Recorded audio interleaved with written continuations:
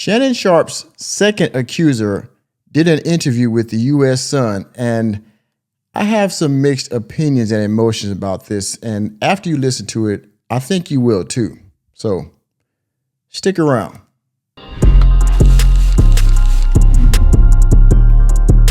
A few days ago, Miss Michelle Bundy Evans, which I believe was a longtime girlfriend of Shannon Sharpe, came out and did an interview with the U.S. Sun.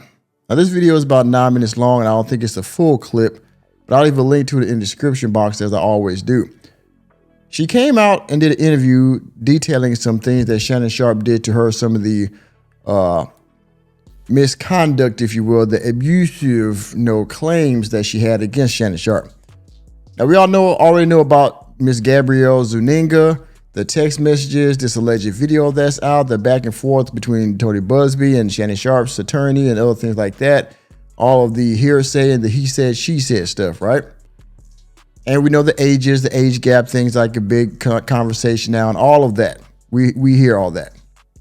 With that being said, this woman, some of the things that she's going to say in this interview will leave you probably with more questions than answers. Because there's some things she's going to incriminate herself. Well, not incriminate herself, but there's some things that she's going to say in here that will leave you thinking not only is Shannon Sharpe maybe morally bankrupt for his alleged indiscretions, but this woman also is not innocent in her actions with Mr. Sharpe. And you'll see why here in just a second. Of course, this is on YouTube. I'll leave a link to it in the description box. So for all of you, stop pausing the video ninjas. For all of you, you talk too much ninjas. I fucking can't stand these people. They're the worst. Go in the description box, click on the link. Thank you for getting this far. If you're still here, you want to see my reaction, thank you for your viewership and fair use. It was the biggest argument that we ever got in. Before we continue, before we start with this, I want you to understand when they met, she was younger. She's older now. So as you can see, Mother Nature gives and Father Time takes away. She has hit the wall at warp speed, as you can see in the looks department. But when she was younger, she looked okay. You'll see some younger pictures of her when she was with Shannon Sharpe as the interview goes along. They're going to show her in a younger version. And he was controlling, he was domineering, he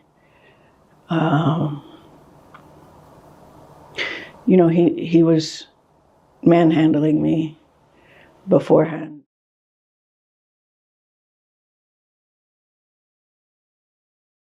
We met in actually the press room at the Broncos, April of 2002.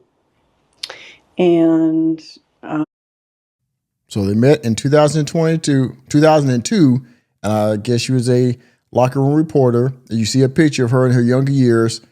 She was trying to get some words from him, I guess, post-game or pre-game in an interview. So the timeline starts right there. But we didn't start talking until we met up at a club at Blue 67 in Denver. I don't know if anyone is listening from Denver, but yeah, we were at a club at the same time. We didn't go together. We just happened to both be there. And so he started talking to me and started pursuing me pretty heavily from then on. I resisted for a while because, I was a reporter and I didn't want to mix the two. But he's very charming. Before the interview continues, there's another reason why she, I guess, didn't go along with the pursuit right away. It's not just because she was a reporter, she was trying to remain professional.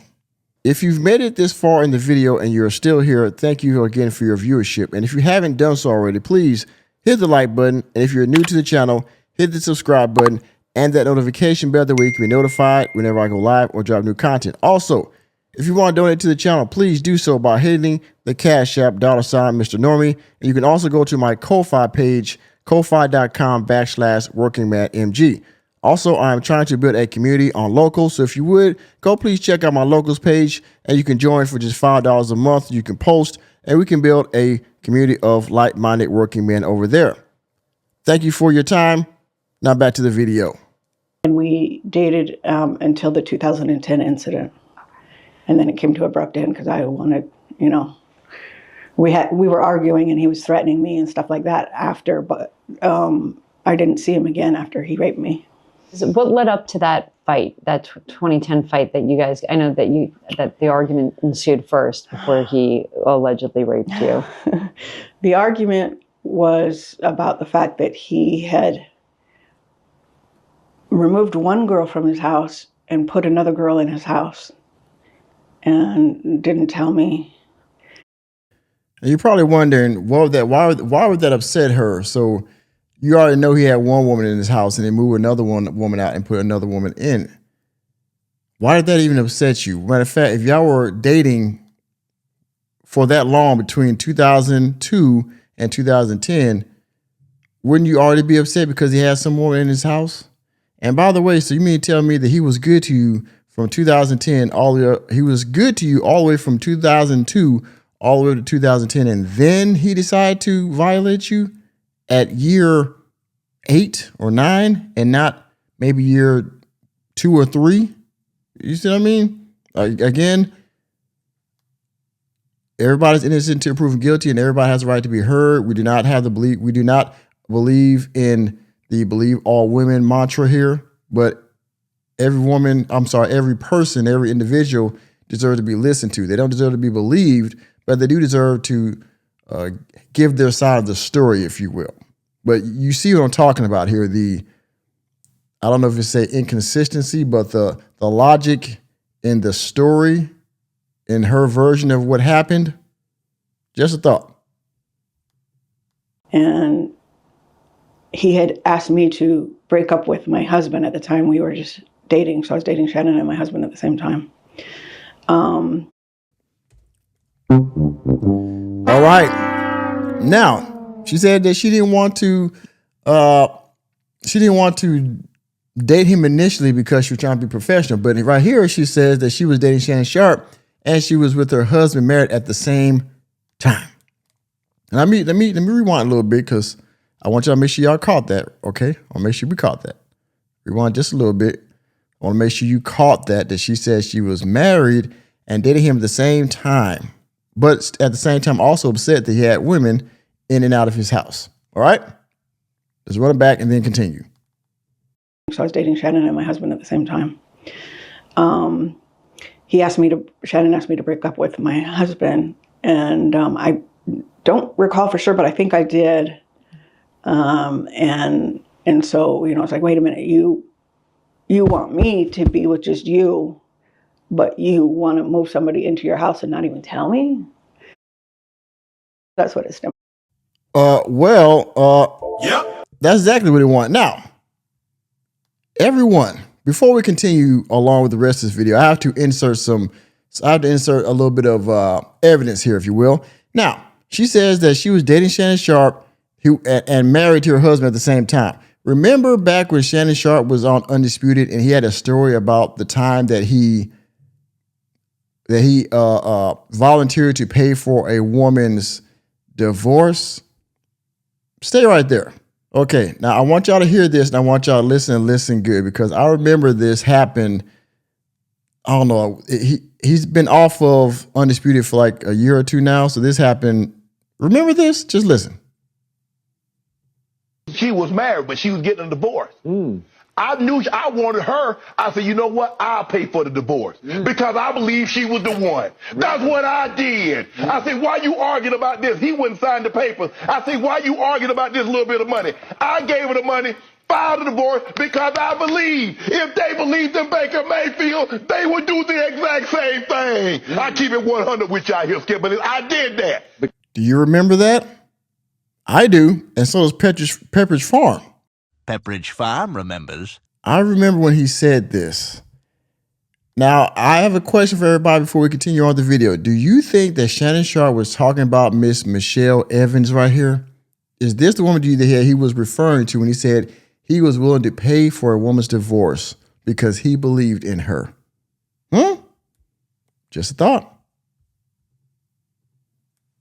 He's not a faithful person, so I wasn't going to be faithful to a non-faithful person. It just doesn't work that way. The audacity. I was going to be faithful to somebody, but I myself was not faithful. Bitch, ain't no way. Ain't no fucking way. Because I was dating him while being married. And she talks about faithfulness. Ha.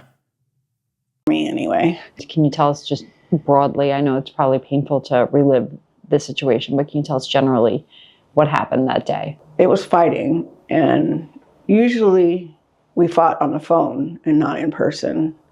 So it was the biggest argument that we ever got in. And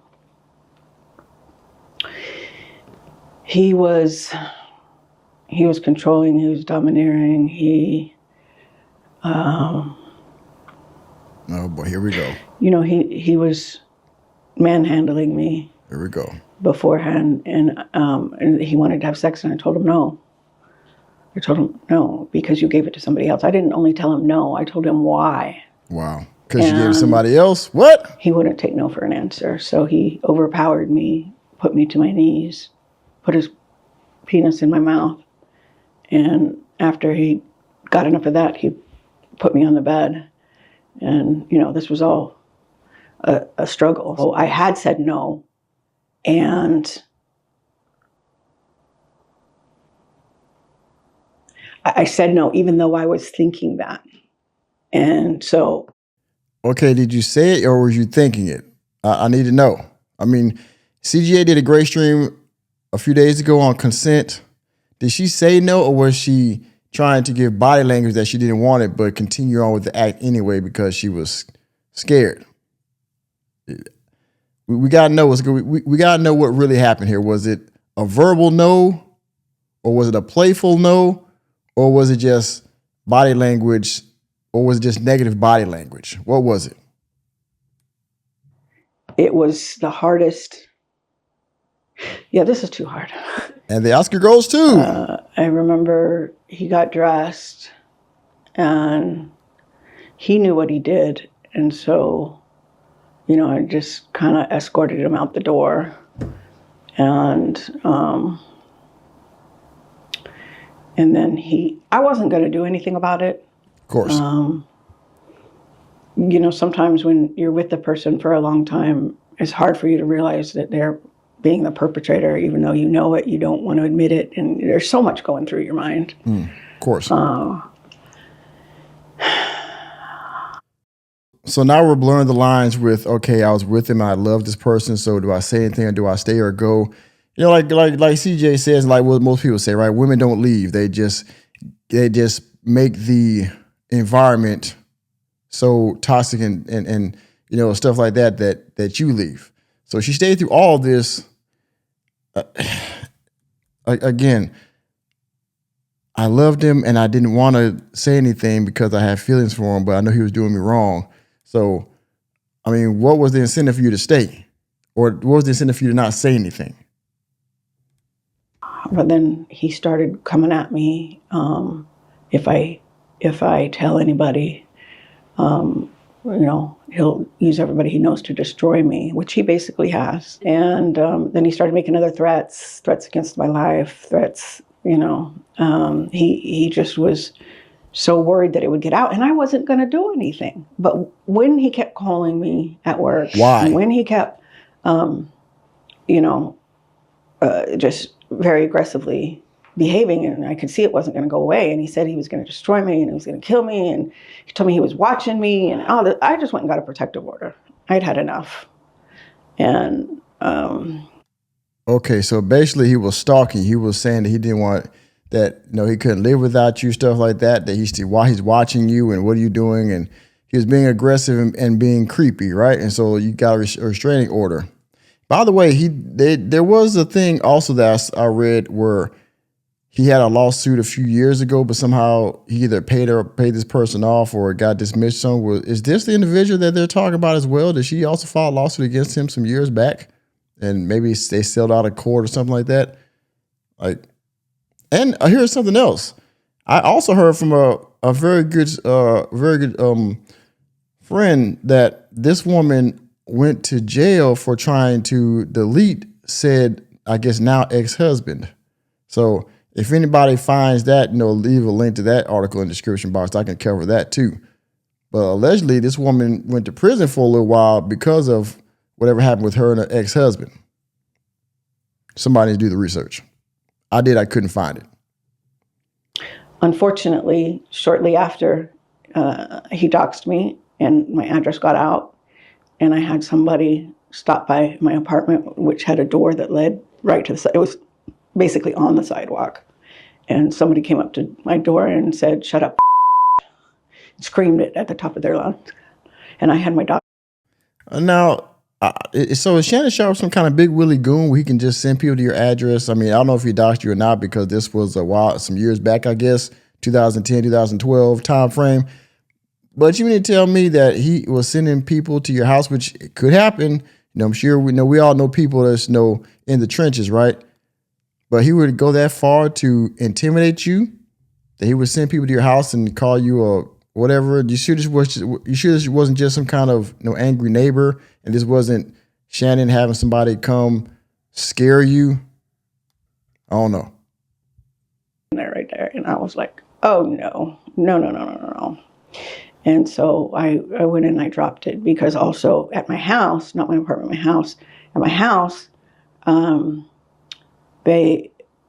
somebody came to my house and sat out front in the driveway while my daughter was there alone. Someone came to my house, someone came to my apartment, and after my daughter called me, that's when I went straight there. So after you rescinded the restraining order, was there any other weird stuff, or did it kind of just die down? It died down. I tried to move on with my life. You rescinded the restraining order? That's odd. We may have talked, I think, once or twice. But then he started you going still on talk to him television. after that? He You came still to my talk to him? job, Turner Broadcasting, went on TV at CNN, and it was my job to put the videos from up to YouTube for CNN. That was part of my job. So I'm putting up this video, and here I see Shannon at my job talking about domestic violence, and the co-host mentioned that, "Oh, you had one that was just totally dropped," made it look like the police dropped it, not that I had gone down and withdrawn it. It created a picture that wasn't accurate. And that was a very hostile work environment. I'm going to ask something that might be a little sensitive or might sound insane. Now, this is the coup de grace of this whole thing. That she's going to ask a question that many of us will ask. And so shout out to whoever the person that interviewed her for asking this question at, I believe, the tail end of this interview.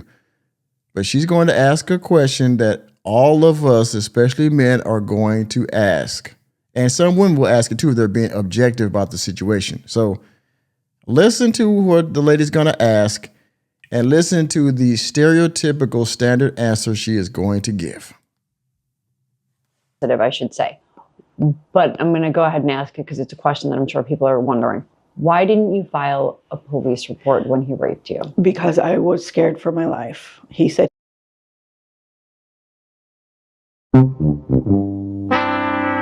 Okay. Why didn't you go to the police if this was such a hostile, toxic, intimidating situation? Why did you not go to the police? And her answer was, because I was scared for my life. Of course. Of course. Of course. Yeah. Now remember, another CGA-ism, if you will. I think somebody posted this in his live chat or something a few days ago, but he came out with this phrase called Schrodinger's feminist. And it says a woman is simultaneously a victim and empowered until something happens. Then she chooses which state benefits her the most. Now, in my opinion, she didn't say anything because she was holding this information for the right moment. Because again, you saw she rescinded the restraining order allegedly, and so they were still talking afterwards because he was still probably hooking up with maybe opportunities or money or something like that, right? Most men don't write women completely off in their lives unless they've done something traumatic to them, i.e. divorce or taking their children, things of that nature, or somehow very aggressively backstab them or something like that. Most men keep these women in their lives. And so he was probably still doing things for her, and he didn't say, and she didn't say anything. But now that this other woman's come out with these allegations and she's trying to hit him $50 million, now she's going to come out and file a lawsuit for what happened to her way back in 2010 and get her part of the bag, right? She's going to want to go to that same cash and prize window to get her money.